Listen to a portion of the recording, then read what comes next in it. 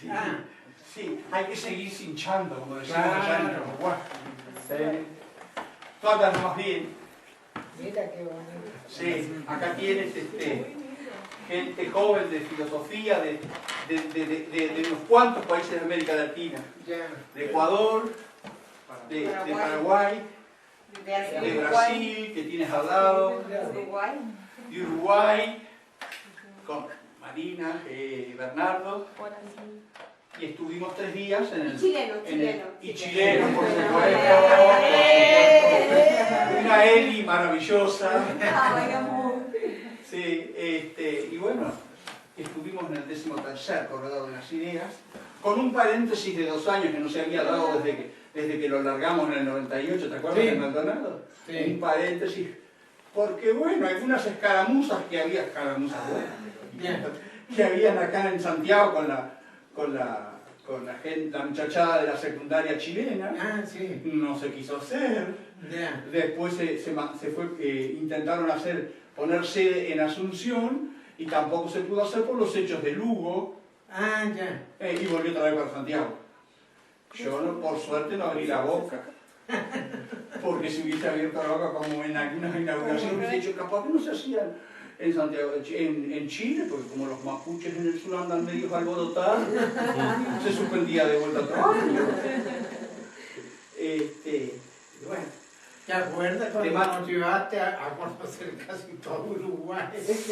Sí. Una vez el Corredor de las Ideas se hizo en la Universidad de la República. Sí, 3 veces se ha hecho. Que como la Universidad de Chile de nosotros. Sí. Ahí habló Allende una vez. Sí. Cuando era senador. Sí, era UP. Fue un gran momento. Cierto. Y nosotros algo conocíamos de Uruguay. Pero apenas terminó, dijo, no, mañana aquí frente a la universidad vamos a tener una metro de esa de turismo. Y se la consiguió. Y conocimos casi todo Uruguay, porque Uruguay comparado con nosotros chiquititos, pero muy lindo. Y grande. Y grande. Es la patria de Artigas. Sí. Bueno, y nos llevaste al regimiento en que había estado Artigas. Sí. ¿Nos llevaste ahí? Sí, a donde se inició. Artigas como soldado de España, de la Policía Rural Española, entonces se inició como policía rural a 9 kilómetros de casa en el batallón de Blandengues, de Maldonado. Ahí se inició José Gervasio a las órdenes de España. Bueno, ¿y cómo estuvo el correo? Estuvo bien. Los paneles, las ponencias, me ataron a una mesa que no me gusta estar atado ni con ponencia, así corro de un lado para el otro y elijo los arqueros, pero me ataron a una mesa que bueno, Relaciones Internacionales de Integración, y yo quería estar en política y en historia de las ideas de Latinoamérica, ¿viste? Pero había que ayudar, entonces no dije nada. Y los paneles estuvieron muy bien, fueron los que salvaron la petiza. Sí, los paneles principalmente el último. Sí, pero no estuvo Mauricio, que te manda saludos. ¿Y cómo está Mauricio? Está muy bien, está corriendo. Ahora vamos para Minas Gerais, ahora se juntó todo, se juntó el 3er Congreso de Filosofía Uruguayo en Salto y enseguida vamos, como nunca, 3 al hilo, nunca me sucedió, y enseguida vamos con Mauricio Langón, vamos a Minas Gerais, Belo Horizonte, con más de 400, acá está la referente, 400 estudiantes latinoamericanos en la 4ª Olimpiada Estudiantil de Filosofía, allá, en Minas Gerais. Nosotros llevamos 440 uruguayitos, de allá de Maldonado también, porque yo no sé qué le pasa al resto del país con filosofía. Y el Pepe José, el Pepe, presidente, le pasa la caricia a todos los que hacen olimpiadas de matemática, pero los de filosofía no. Y yo no sé más qué hacer. Edité un libro de Mauricio Langón, que es el promotor de las olimpiadas estudiantiles de filosofía. Cosa de ponerlo como estandarte, pero le dan manija a las olimpiadas estudiantiles de matemáticas allá en el Uruguay, que está bien, pero tú sabes bien, Sergio, lo que nos caracteriza a nosotros los uruguayos es que somos orgullosos en el deporte, principalmente en el fútbol, y el perfil humanístico. Sí. Y no tenemos otras cosas. Y vale la pena el perfil humanístico que ha tenido siempre el Uruguay, ¿no? Profesor, Igual que ustedes. Sí. profesor, aquí el alumno quiere hacerle una consulta. Dale. Profesor, Él. nosotros llegamos en un momento histórico a los 40 años del golpe contra el presidente Salvador Allende. Sí. Salvador Allende para nosotros es una inspiración para todos los jóvenes que creemos. ¿Ya han podido ver un poco la televisión de aquí? ¿Sí viste los reportajes? Sí. Esto, en 40 años, es la primera vez que pasa. Sí, es cierto. Hay profesor. imágenes Que los canales de televisión están diciendo la verdad de las torturas, los asesinatos que hicieron los militares. Sí, es verdad. ¿Y cuál es su impresión, profesor? a los 40 años. A los 40 años, ¿cuál es su impresión?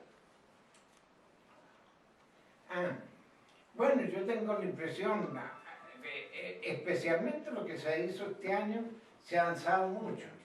En eso influyó mucho el movimiento de los estudiantes, que fue de los secundarios y de los universitarios del 2011. Eso cambió un poco el ambiente político aquí en Chile. Porque también por primera vez en 40 años del golpe hubo un senador de la UDI, que es un partido absolutamente pinochetista, que pidió perdón por lo que había pasado. De la UDI nadie había pedido perdón. Y lo otro que es muy importante desde el punto de vista institucional, que lo mismo hizo el presidente de la Corte Suprema.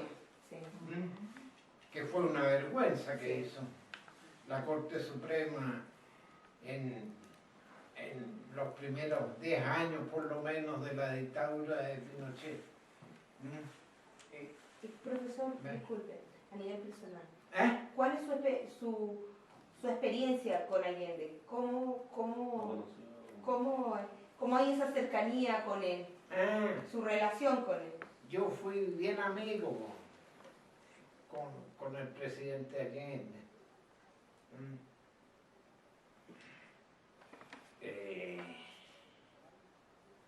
Yo lo conocí en 1952. O sea, fuimos amigos por 21 años. En esa ocasión, 1952, él se presentó por primera vez de candidato a presidente por la izquierda y sacó 52.000 votos nomás, salió último. Pero sirvió para unir fuerzas de izquierda.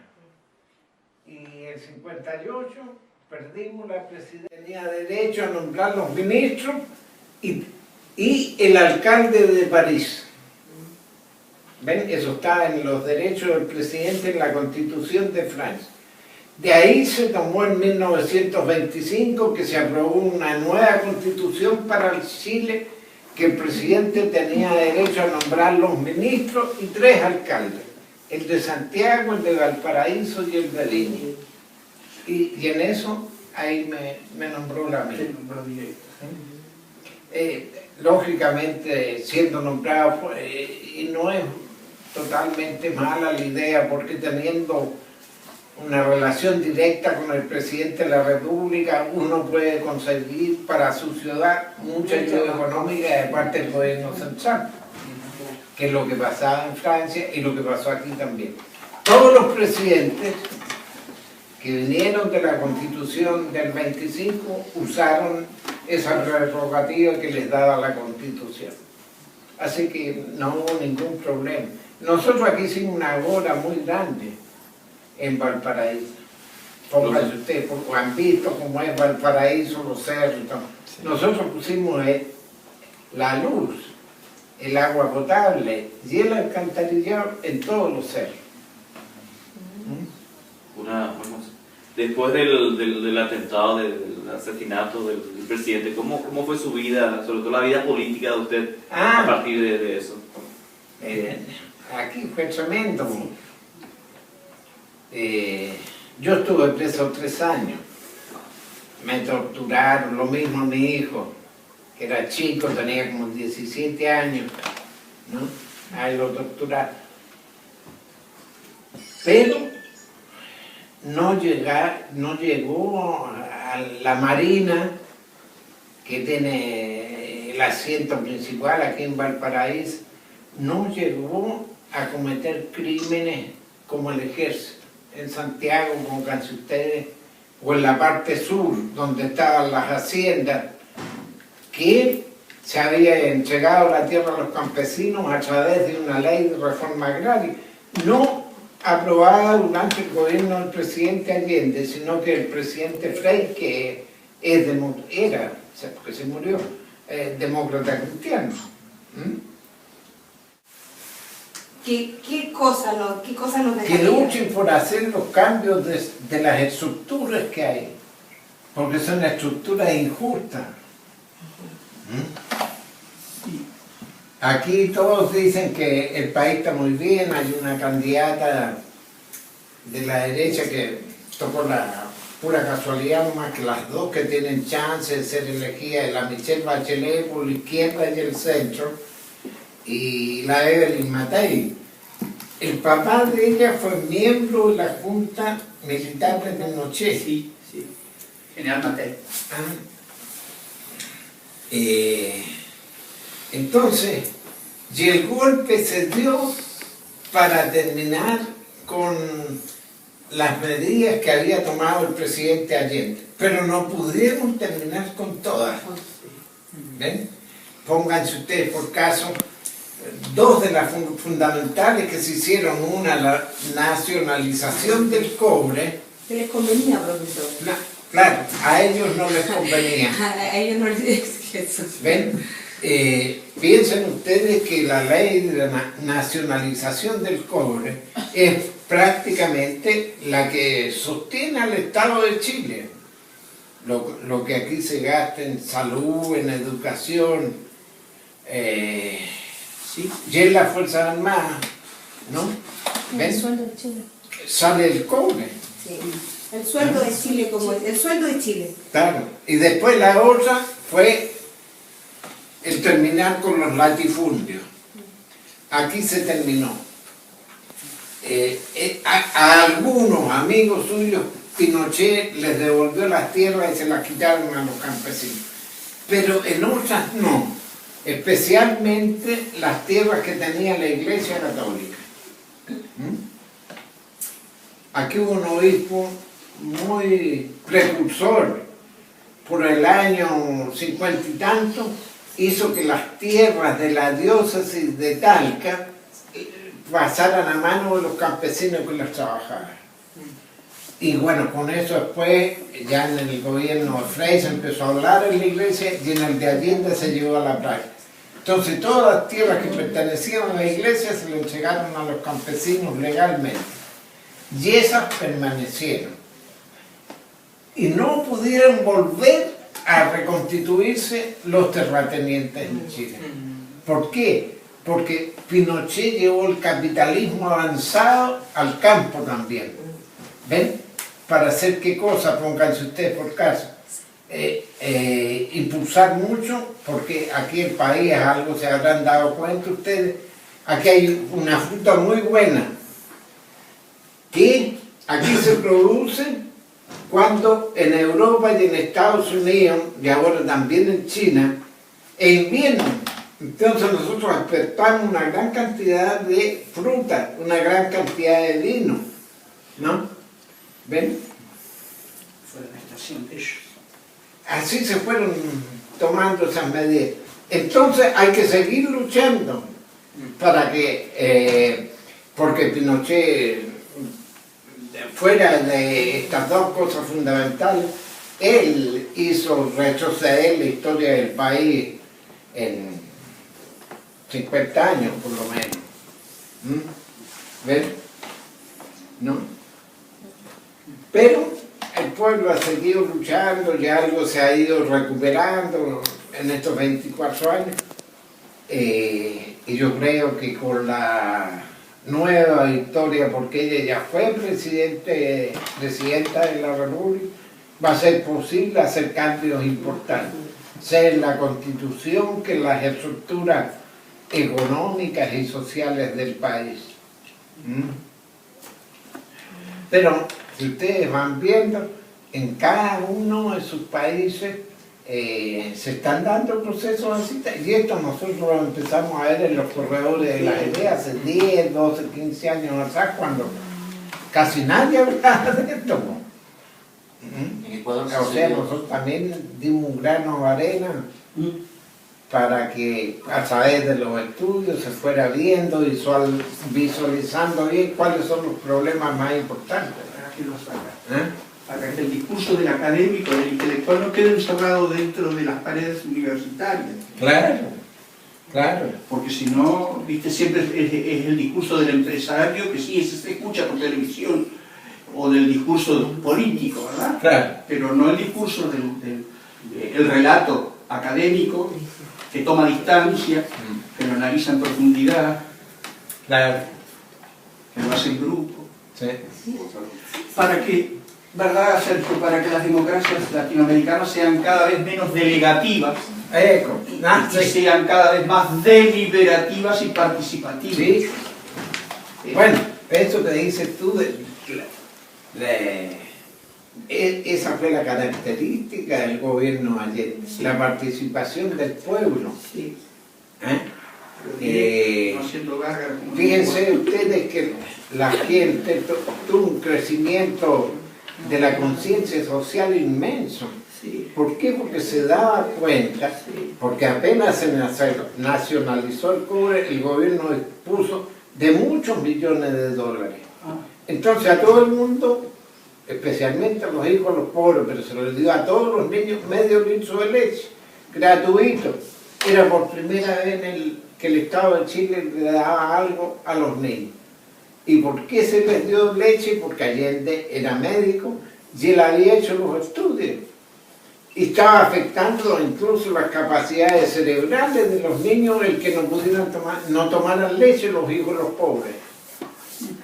Eso, de pobre pasaron a ser de las capas medias.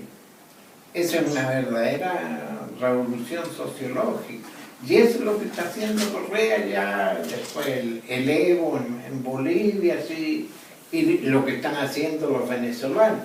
Que están, y eso les digo también para que ustedes los ayuden en la medida que puedan, ellos están sufriendo los atentados lo mismo que en tiempo de Allende.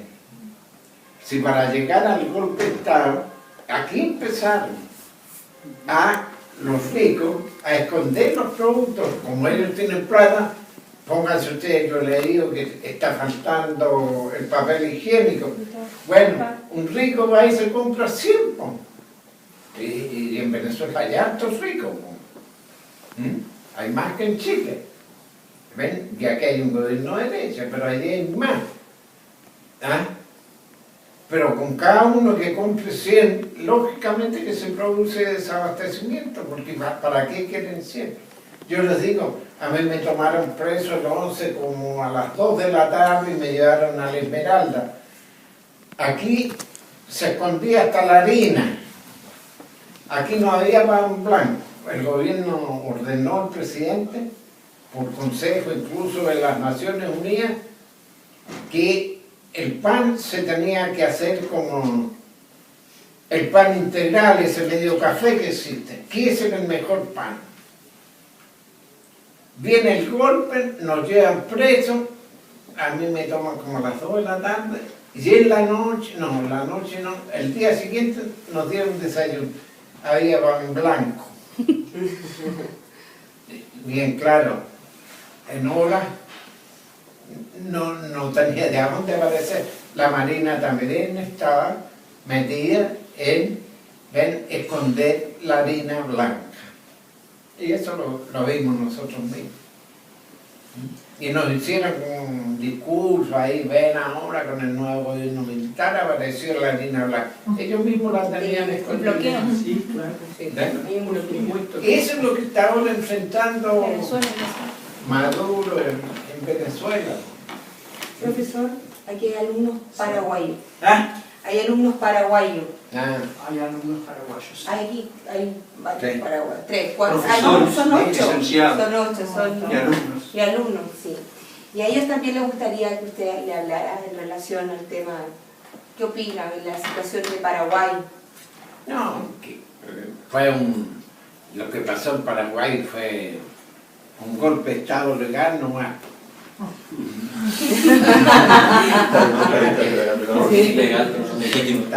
Liberales con la derecha. Ya sé que sí, Sergio, y estoy contigo y los que nos escuchan, pero a mí tampoco me gustó nada que la Cristina, la Pepa, el Pepe y la Dilma se reunieran y se metieran adentro del bolsillo todos los tratados del Mercosur, también muy rápido, y le dieron entrada a Venezuela, que por supuesto tenía que entrar, pero así no se hacen tampoco. Claro. Los tratados, si no te gustan, buscar la forma democrática de reformarlos con la conjunción de todo, pero no están para firmarlos y violarlos enseguida. Digo, porque es difícil la cuestión entre el derecho y lo jurídico y lo político, ¿verdad? Pero si pesa mucho uno sobre el otro, cualquiera de las dos opciones son muy riesgosas. Hay consecuencias que las hemos vivido, ¿verdad? Es cierto que, bueno, todo lo que dijiste, mi parecer, Sergio. No, nosotros vimos allá, alcanzamos a hacer el corredor de las ideas cuando estaba Lungo. Mira, daba gusto. La gente del pueblo ahí en el Palacio del Presidente. Pero hay que seguir luchando. Hay que seguir, ¿Profesor? Pero tenemos buenas antorcheros. Los empresarios se arreglaron con la Fuerza Armada, con la cúpula. Entonces los empresarios pagan muy pocos impuestos. Pero la Michelle ha dicho que va a subir los impuestos a las grandes empresas del 20% que pagan el 25%. Ya incluso se reunió con la Confederación de la Producción y el Comercio y les dijo claramente que ella eso lo iba a hacer. Y eso es posible, porque en Estados Unidos pagan el 45% de impuestos a las empresas. Ya hay países, especialmente los escandinavos, en que pagan entre el 50 y el 60% de las ganancias. ¿Por qué? Porque los estados tienen que, bueno, los escandinavos, la educación sigue siendo gratuita y la salud gratuita para todos y de calidad. ¿Ven? Ese es un derecho. Sí. Muy cierto. Hay un tema de voluntad, profesor. Hay un tema de voluntad. Claro. Aquí hay un tema de voluntad política. Solo voluntad política. Y de coraje cívico de todos nosotros. Sí, también. Porque si digo coraje solo, capaz que si hay una grabación que va a venir lejos, capaz que es el coraje de la violencia pura y cruda, que a veces desgraciado el pueblo que cae en esa situación. Entonces siempre digo de coraje cívico, de participación directa, colectiva. Aquí hay una película que se llama Allende. Sí, de Patricio Guzmán. Si pueden, consíganla. Esa es la mejor, dura como 2 horas. Sí, tú la llevaste a Maldonado. De ahí se ve bien, con todos los problemas que hubo durante el gobierno de la Unidad Popular, pero también se ve cómo se iba cumpliendo. Sí. Miren, y cómo se iba iba ocurriendo como una especie de enamoramiento entre el presidente y el pueblo. Que el pueblo estaba enamorado del presidente y el presidente a su vez del pueblo, y por eso que al final yo lo hacía por él.